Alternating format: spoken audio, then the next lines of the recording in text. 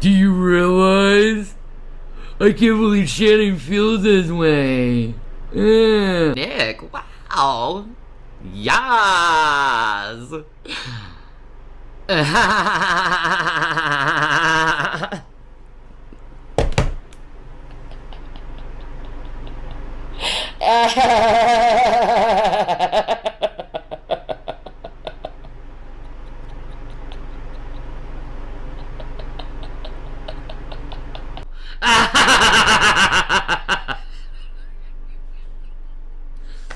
Hey everybody, what is up?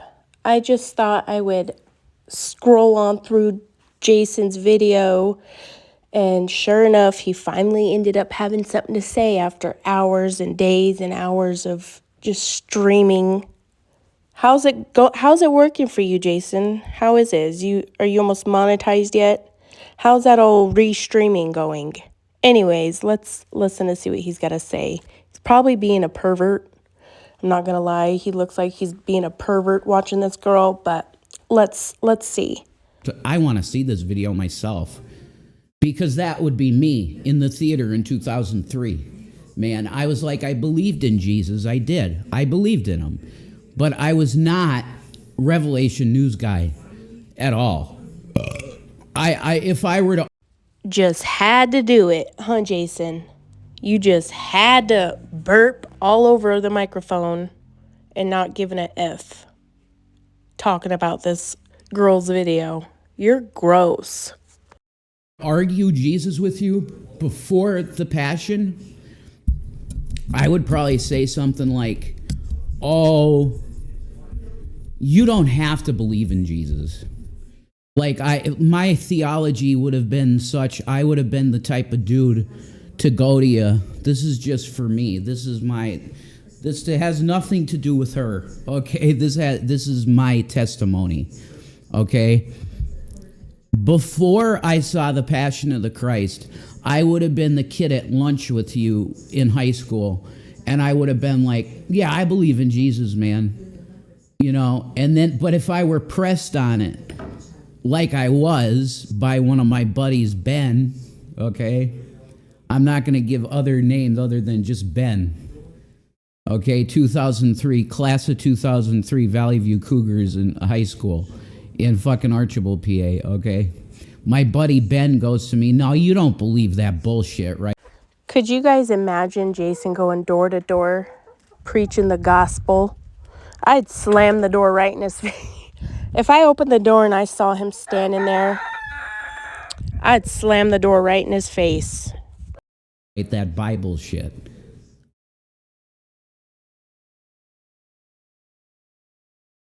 And I was like, well, yeah.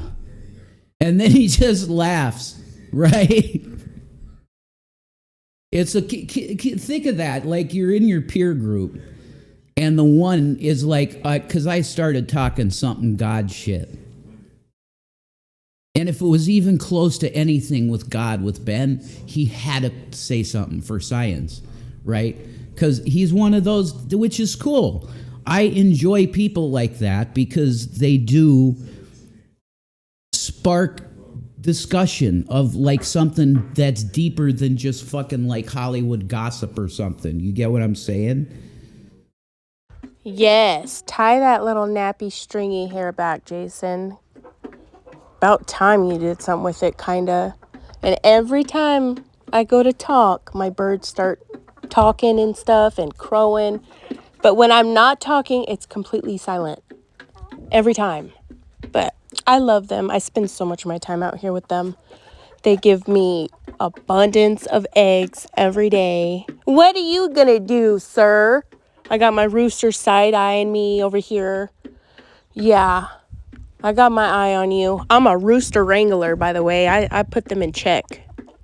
Like a mind like that's good to have around you. But if you're the believer and you're in a bunch of like pretty much non-believing, and like the one kid in my class that like prayed before his lunch, now that name I will give, that's Israel Lisi, because I know he would want me to give his name. He testified to Jesus Christ every lunch A bunch of heathen kids around him just, what did mom pack me for lunch? Or, oh, what bullshit did they give me on the fucking card today? I have to eat dog shit 5-year-old pizza. Yeah, I bet you that's exactly how you were as a kid and in school. Ungrateful, complains about everything, probably yelled at his mama all the time over a video game. Yep, sounds just like you. That has freezer burn all over it because I have the card, and that means you're a slave. You got to puncture your card for right. Oh, the poor kids. Yeah, we're going to give them the freezer burnt food. That's why a kid that was a bully of mine, his name was Kevin Cortazar, right? Oh, that's right. He was a privileged kid, so he probably didn't have to eat school lunch. And you notice how he likes to always give people's full names? Jason, you realize you dox people all the time, and yet you cry and boo-hoo about it happening to you? He would always come to me and he'd go, hey, fat boy, because I was a fat kid in high school. And he'd come up to me and he'd go, hey, fat boy, hey, give me a change. That's how he talked. He literally talked like that. God bless Kevin Cortazar, okay? I say God bless him, because he did find Jesus from what I've heard. He was like, literally, it was like going to school with Iron Mike Tyson. So like I was a fat kid, defenseless against anything, just the fat kid that like, yeah, I'm in the school lunchroom. And that's it. You're just prey for certain types of kids. But it's only because Kevin had nobody to raise him right. His mother was horrible to him, and his father was worse. So these bully kids, right, I had like 3 of them. There was always one thing that was the common thread with all of them. It was an absentee asshole father. They had really no father figure, and if they did have a father figure, it was a guy that would get drunk every night and go, motherfucking son of a bitch, I need somebody to abuse. And they became that. The abuse was put on them. I'm telling you, every school bully that I had a problem with, I eventually talked to them on a human level. Because looking the way I did, I'm telling you, like the chubby white kid, right? Like, you're obviously entitled, and I was, right? I was. The chubby white kid? So that automatically makes you entitled because you were white? No, you were entitled because your family was rich, and you knew it. I mean, it's not your fault, but it's not because you were white. I can't stand that narrative. Was very entitled. I got everything I wanted because I was an only child, and my mother wanted to just shower me with gifts to keep me in the house and not doing anything outside the house. Like, that's the truth. That's my story. Honestly, he didn't even have to tell us that. We already knew what kind of person he was and is and how he was raised. His mother didn't teach him any life skills at all. And now he's got big old Shanny sitting on the couch, that busted, broken down, dirty couch, sitting there playing video games all day long. No job, no nothing. You guys probably don't even know how to pay a bill. Good job, Jason's family. Good job. Not. Right? So I'm not the one that would step out in a lunchroom and go, oh, by the way, Jesus Christ is real. Well, no, I'm not that kid, because I didn't have that fucking confidence. But Israel Lisi, every meal, he would sit down and go, Father, I want to thank you for this meal in front of everybody. Some people really hated that. I'll tell you, some people really didn't like it when he prayed like that. But it's because it was just sincere from the heart. Literally, like, Izzy came from a very poor family. So, like, every meal, he literally was thanking God for it, because he was in that spot where he couldn't eat. Okay, shout out to Israel Lisi out there. Okay, Izzy, I love him so much, I wish I could hug him right now. The best male hugs I've ever had in my life is from Izzy. Okay?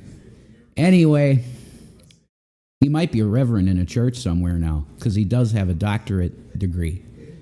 Not doctorate. I'm making him Dr. Israel Lisi. No, I don't think he has a doctorate. But he does have a degree in the... And that's how it always works out for the most part. People who normally come from nothing or a poor family, they grow up and, get a nice career or job and take care of their family.